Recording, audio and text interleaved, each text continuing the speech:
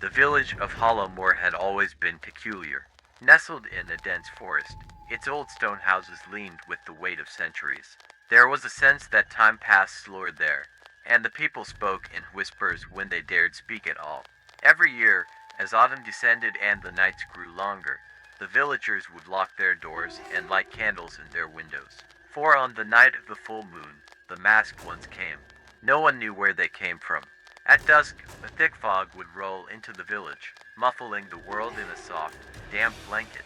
The streets, usually deserted by that hour, would soon echo with the soft, rhythmic steps of the masked procession. These weren't ordinary masks they were haunting, eerily detailed faces of the dead. Some depicted twisted expressions of pain, others of joy, their features exaggerated, grotesque, and almost alive. The villagers called them phantom masks believed to be made from the faces of the long dead.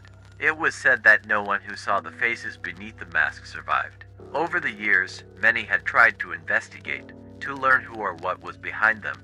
Each one had disappeared without a trace, their houses found empty the next morning, the scent of damp earth lingering in the air. One evening, curious to the point of recklessness, a young man named Elias decided to uncover the truth. His friends had warned him, but he dismissed their fears as superstition. Armed with nothing but a lantern and a knife, he hid in an abandoned barn overlooking the village square, the place where the procession always began. As the fog thickened and the temperature dropped, Elias felt the hairs on the back of his neck rise. And then, faint at first, he heard the soft shuffling of feet.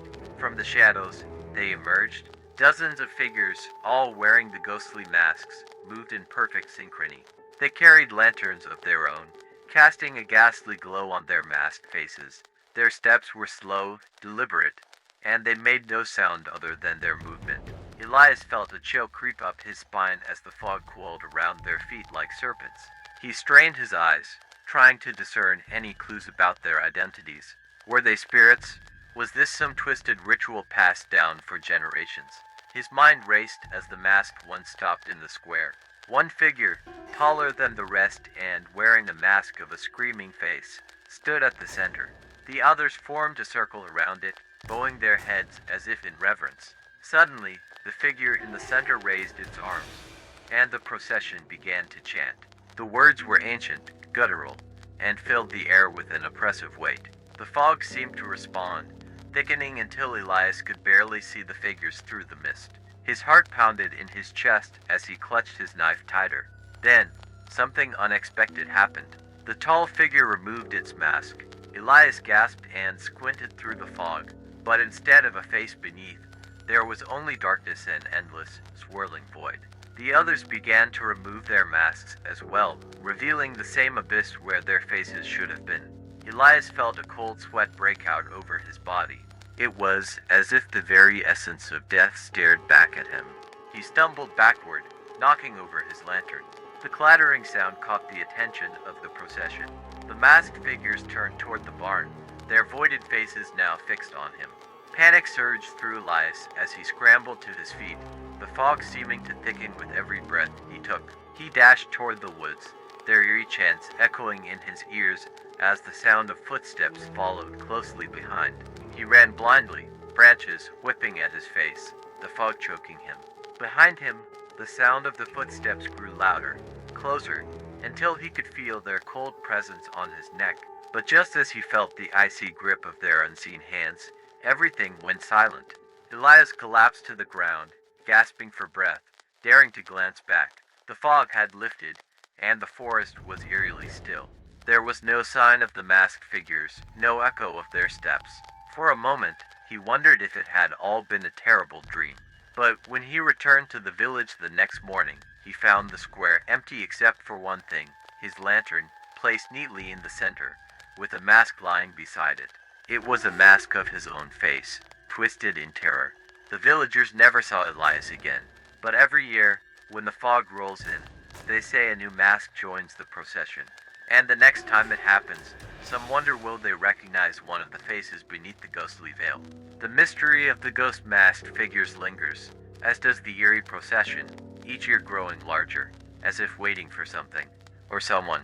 The villagers of Hollowmoor didn't speak of Elias after he vanished. It was as if his very existence had been erased. His home was quickly boarded up, the townspeople whispered prayers, and life went on, with the haunting memory of the masked figures looming in the back of their minds. Yet, something was different that year.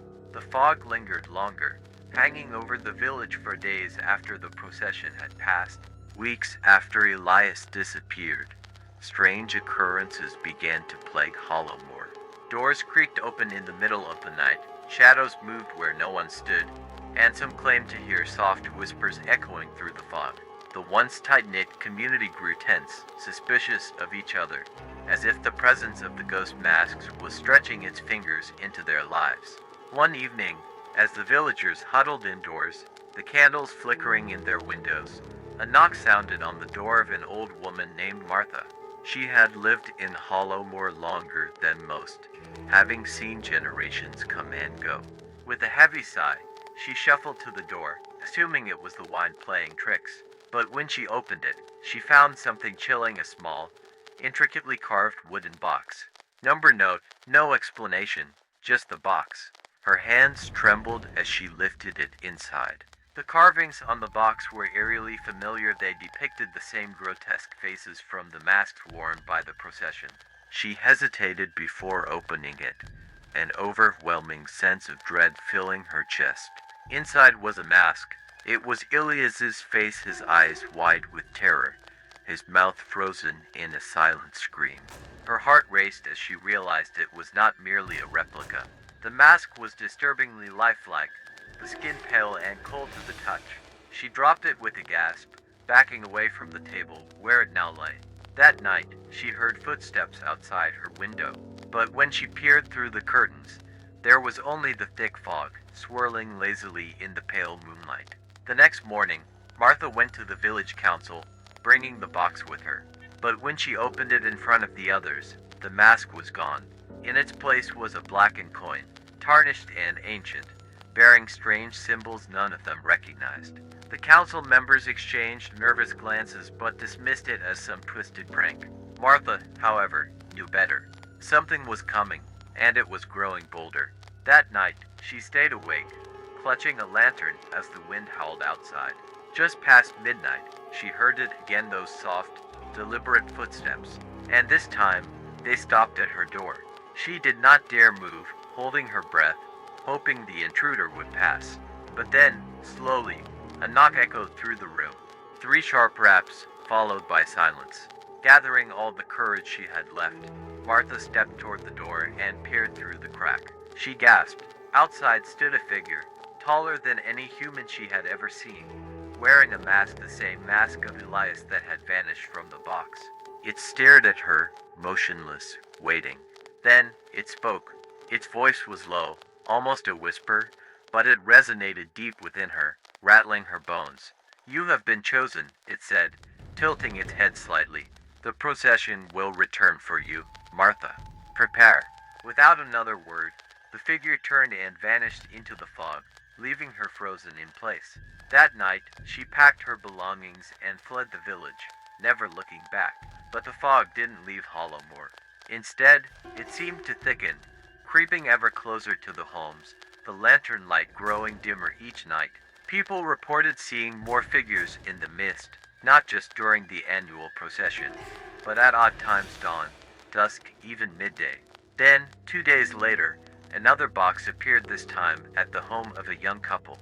Inside was another mask, the face of a woman who had vanished years ago under mysterious circumstances.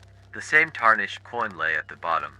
The couple fled that night, leaving the village in a growing state of panic. Soon, more villagers began receiving the boxes, and each time, the mask inside was that of someone they knew, someone long gone but never forgotten. The procession had grown restless, their voided faces now reaching into the living world with a dark purpose. The villagers gathered to discuss their fate, debating whether to flee or stay. Some believed they were being hunted by the masks, chosen for something unspeakable, while others thought there might be a way to stop the procession, perhaps a forgotten ritual, or an ancient pact that had been broken. As Hollowmoor teetered on the edge of collapse, one final mystery remained. What was the purpose of the masks? And why had they returned now, hungrier than ever before? No one dared to confront the procession when the next full moon arrived, but those who lingered in Hollowmoor could hear the distant shuffle of masked feet getting closer, waiting for the day they would claim their final prize. The village fell under a dark cloud of fear. Each resident, waiting for the inevitable knock on their door, wondered if they would be the next to wear the face of death. The masked ones moved with a patience that suggested something far worse than anyone had imagined. The real question was, how many would vanish before the village discovered the truth? As the full moon approached once more, the villagers of Hollowmoor were suffocating under the weight of their fear. The fog clung to the village like a shroud, thick and unnatural, never fully lifting. Each house now had its candle, a feeble attempt to ward off the ever-approaching darkness. The once bustling streets were deserted, as if the entire village was holding its breath. On the night of the full moon, the fog was thicker than ever before. The villagers, those who remained, barricaded their doors, huddling inside as the familiar sound of soft footsteps echoed in the streets. The procession had returned, moving slowly, deliberately, as if savoring each step.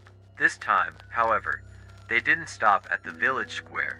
The masked figures moved house to house, pausing at each door, as if searching for something, or someone. Inside, the villagers prayed they wouldn't be next. The candles flickered weakly as the fog pressed against the windows, casting distorted shadows on the walls. In the largest house in Hollowmoor, the village elder, Gregory, stood by his window, his heart pounding in his chest. He had lived through countless processions, but this one felt different. There was something sinister in the air, something final. As the figures approached his home, he caught a glimpse of their masks in the moonlight, each face more grotesque than the last, twisted in expressions of agony or ecstasy. Suddenly, the figures stopped outside his door. Gregory's breath caught in his throat as the leader of the procession, the tallest figure with a mask of a screaming face, raised its hand and knocked 3 times. The sound was deafening in the silent night. With shaking hands, Gregory moved to the door. He knew he couldn't hide. The village had always spoken of the consequences of seeing the faces beneath the masks, but now he wondered if he had any choice. Slowly, he unlatched the door and pulled it open. The tall figure stood before him, the void beneath its mask swirling with shadows. Behind it, the others watched silently, their empty eyes fixed on him. "You have been chosen," the figure whispered, its voice cold and hollow, as if it came from the depths of a forgotten tomb. Gregory took a step back, his hand clutching the doorframe. "Why?" he stammered, his voice barely more than a whisper. "What do you want?" The figure tilted its head slightly, as if amused by the question. "It is not what we want, but what you have already given." Before Gregory could respond, the figure reached up and removed its mask. Gregory's eyes widened in horror. Beneath the mask was his own face, twisted in terror, skin pale as death. His mouth opened in a silent scream as the figure stepped forward, pressing the mask into his hands. The moment the mask touched his skin, Gregory felt an unbearable cold rush through him. His body stiffened, his muscles locking in place as the mask seemed to melt into his flesh. He tried to scream, but no sound came out. His vision blurred, and for a moment, he could see nothing but darkness. When the fog cleared, Gregory was no longer standing in his doorway. Instead, he was in the center of the procession, wearing his own face now frozen in a mask of horror. The villagers who dared peek through their windows could only watch in terror as the figures moved on, their numbers growing with each step. By morning, Gregory's house stood empty, the door ajar, the fog having seeped into every corner of the room. The only trace of his existence was a single blackened coin left on his table, inscribed with the same cryptic symbols found in the other boxes. As the sun rose over Hollowmoor, the village seemed to exhale a collective sigh of dread. The procession had passed, but the eerie silence that followed felt worse. No one spoke of Gregory, and no one dared to ask who might be next. But they all knew. The next full moon would come, the masks would return, and the village of Hollowmoor would continue to vanish, one by one, until nothing remained but the hollow echoes of their own faces, staring back at them from the masks of the dead. The procession was eternal, and so too was the terror it carried. And deep in the fog, the masked ones waited, patient, knowing there was always another face to claim.